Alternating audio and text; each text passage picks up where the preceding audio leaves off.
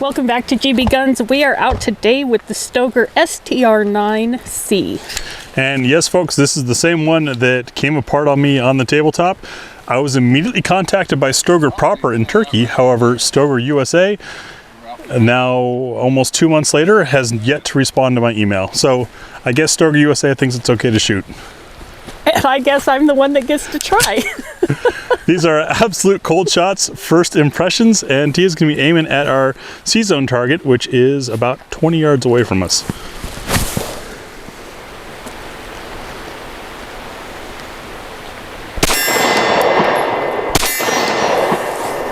It's quite a bit of a trigger reach for me. I should have taken the opportunity to change it. Though the backstrap appears changeable, it does not come with any. Gotcha.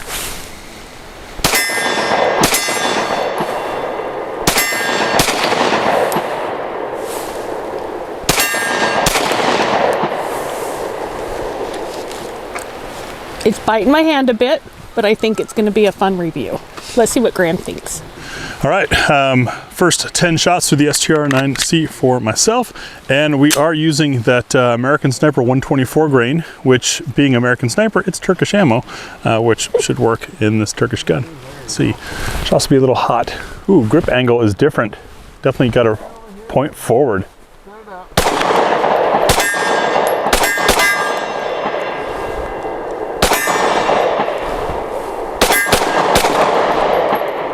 It's, I'm noticing a bit of a gap from the top of the backstrap to the palm of my hand that's causing the gun to shift a little bit.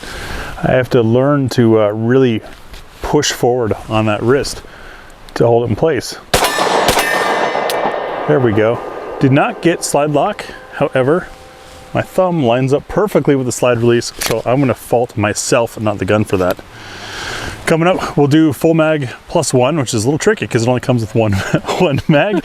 Our trademark what's for dinner test to see what the gun eats using 10 different loads.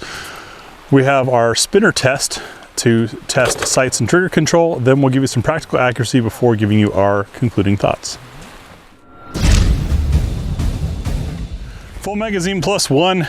This 13 round mag is a doozy for that 13th round, so much so that I am going to risk the extractor by dropping around in the chamber that way. But guess what, folks? It's not the 1970s anymore. Metallurgy has advanced. Most extractors can handle that. Now we have 14 rounds in a rather compact size. Same piece of steel out there. I'm going to try to hit it, hopefully hit it, but really I'm going to try to burn it down and see how quick we can run this, and if the mag keeps up and runs fine in this fully stuffed condition. And leaning that wrist forward. It's very old school Glock angle, I guess you could say, or like a Steyr.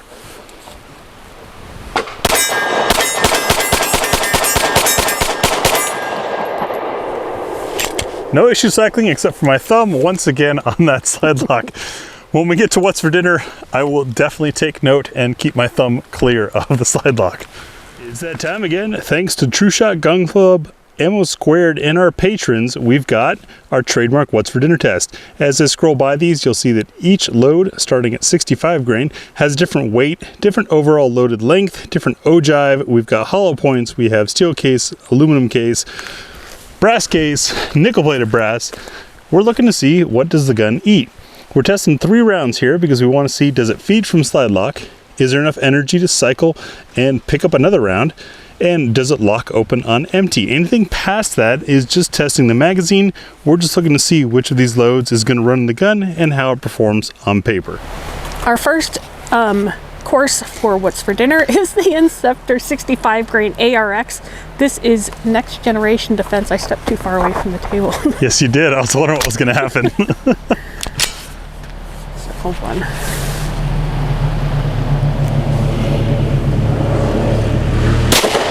Come on, camera.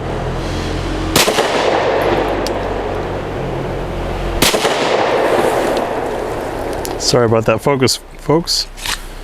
Grouped nicely. Yeah, for being such a light load, it's got great recoil. Also a next generation load. We have the Centerfire lead-free ball ammunition. This is 100 grain. Oh. Maybe. circle 2.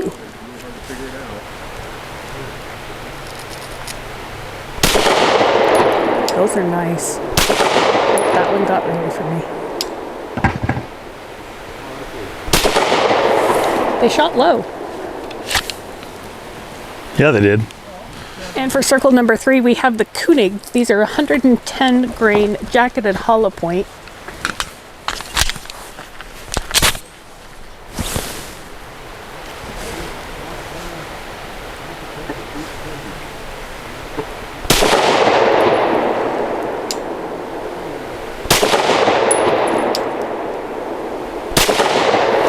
Yeah, I'm milking the grip a bit. That stippling is stiff. And at circle number 4, we have the SIG Full Metal Jacket Elite Ammunition SIG 365. This is, I'll find it in a second, 115 grain. And specially formulated to perform in barrels under 4 inches, which is what the Stoeger STR 9C has.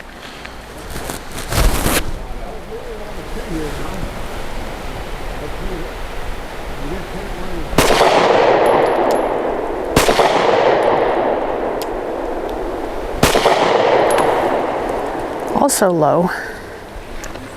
Interesting. And at circle number 5, we have the Blazer 115 grain. These are aluminum case rounds, and we shoot aluminum case because aluminum and steel cases expand and contract at a different rate than the brass most guns were designed for. They also have a different friction coefficient within the chamber. That, combined with them having expanded or contracted a little more than expected, sometimes leads to extraction issues. Guess how many times I've said that, folks.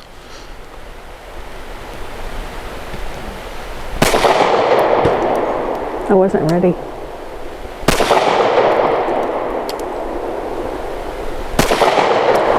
Though those are not terrible to shoot, they did cause a lot of muzzle flip. You know, I was watching that and I'm wondering if the grip angle, if you're getting the same gap in the web of your hand that I was experiencing, because it seems like the gun pops up and it's taking you a minute to get it back down. Whereas I found if I really pour my wrist forward to push on it, it held better. It'll make the spinners fun for sure. Circle number 7, or 6, we're going to 6, long day, is the Brown Bear steel case. Brown Bear is a lacquered steel case. The lacquer helps prevent rust and everything. It can also gum guns up if you use a lot of it in a hot gun. For a pistol, for something like this, not an issue usually. Pouring that fist or that wrist forward. Oh, those look soft. Do they, or is it just my expert gun handling?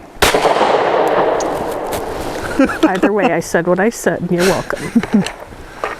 Nice group. They smell good too. Too bad you can't import that stuff anymore. Yeah. Circle number 7 is Federal Punch, 124 grain. This is the non-nickel plated version of it. I like that loaded chamber indicator. It barely pops up, but it is a nice feature.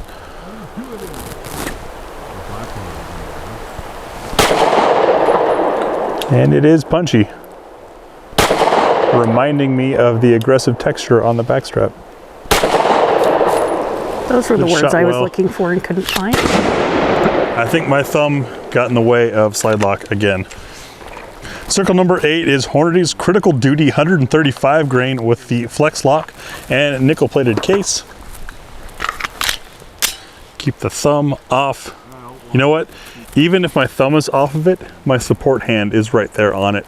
It's just what happens when there's less gun to hold on to.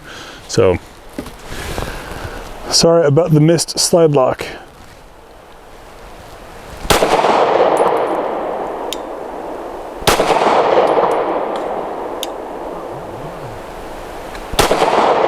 These are punchier. There we go.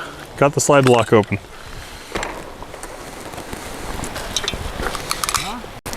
Circle number 8 or 9, circle number 9 is Remington's HTP High Terminal Performance Jacketed Hollow Point. These are 147 grain.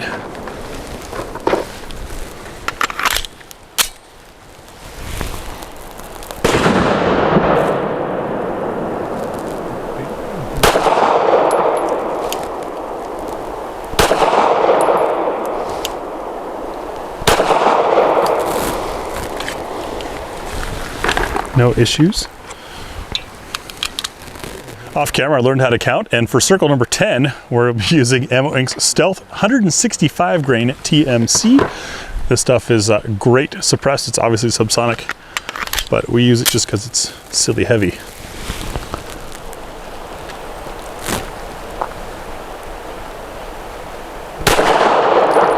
So soft shooting, it feels like a cap in this gun. Not that one, first one did though. Yeah, the ejection's barely moving away from the gun at all. Very comfy in this gun. Next, for sights and trigger control, and I'm liking this trigger so far. Tia, how many rounds are we gonna give ourselves? I'll take 10, and you need like what, 3? I don't know, haven't tried it yet. Out at about 20 yards, 6-inch Titan Grid Outdoors spinner target.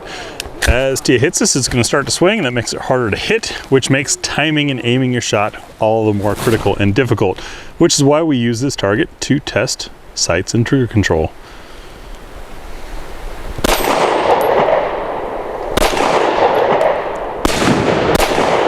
I'm missing a little right.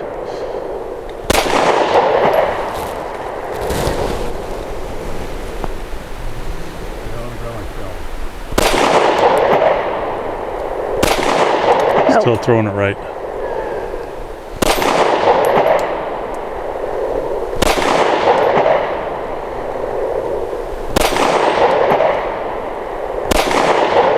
Yeah, once I start missing, probably not going to hit it. I get in my head too much. The sights and trigger would make it easy to learn. I don't have an excuse for why I wasn't hitting it. The contrasting colors, maybe the shade of my glasses, I don't know. There could be a million different reasons why I'm just having an off day. But I like the sights, not so much the trigger. It would take me some time. Tia's given me just 6 rounds to try this.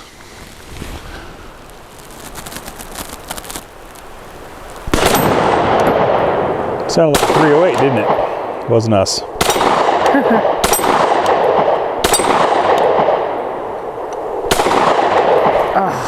Not quite. So what I found was I had to aim a little nose high, or at least hold it a little bit like that, but it once again could be compensating for this angle. I'm really having trouble. I mean, we've shot Steyrs, we've shot old Glocks, but this is a very wrist forward grip angle, which is just a struggle for me because I don't shoot that very often. You have to learn the gun. As far as the trigger, very crisp break. Pretty good there, and the sights are nice and bright. As you guys can see, it's about 3 p.m. in November up here in Oregon, and this is how dark it gets. So having this brightness of the sights is kind of helping. No, we're not in direct sun because we're in the mountains, so there's a big chunk of land blocking the sunlight, but you get an idea about the color. Next, we'll do some practical accuracy, and then we'll give you our concluding thoughts.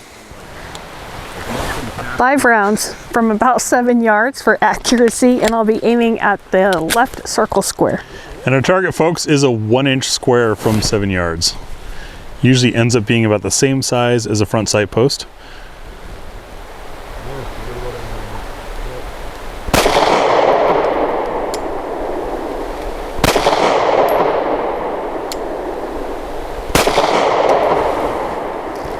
I did not get slide lock either. That was only 3. Because I have 5 rounds. It's not my day. Long day. Well, there's 1 on the ground and 1 more in the mag.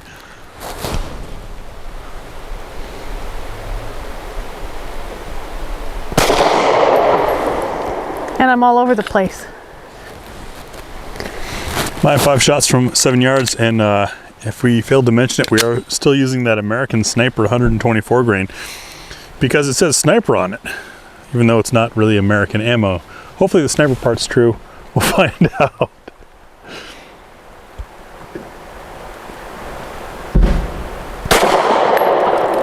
It's a nice discernible wall on the take-up. Take-up, and you know when you're at the wall. And the break is pretty crisp.